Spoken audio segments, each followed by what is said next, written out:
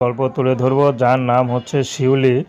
শিউলির বিয়ে হয়েছিল কিন্তু স্বামী তাকে ডিভোর্স দিয়ে দেয়। তো বর্তমানে শিউলির একটি সন্তান আছে। তো শিউলির খুবই কষ্ট হচ্ছে যে সন্তান সহ কে তার দায়িত্ব নেবে।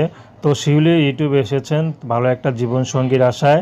তো শিউলির একটি কথা, সন্তানের দায়িত্ব নিবে, আমার রূপ যৌবন যা কিছু আসে সব কিছু আমি তাকেই দিব। কারণ একবার বিয়ে হতে পারে, সন্তান হতে পারে, কিন্তু রূপ যৌবন এখনও বর্তমানে কোনো কমতি নাই, কারণ আমার অল্প বয়সে বিয়ে হয়েছিল।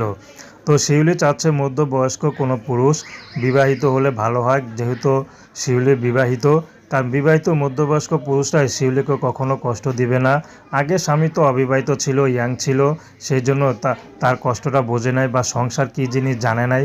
তো এখন চাচ্ছে শিউলি একদম পার্মানেন্ট বিবাহিত পুরুষ যা নাকি সংসার বোঝে, কারণ বিবাহিত পুরুষ ছাড়া সংসারকে বুঝতে চায় না। তো দর্শক, এই ছিল শিউলির জীবনের সংক্ষিপ্ত জীবন কাহিনী।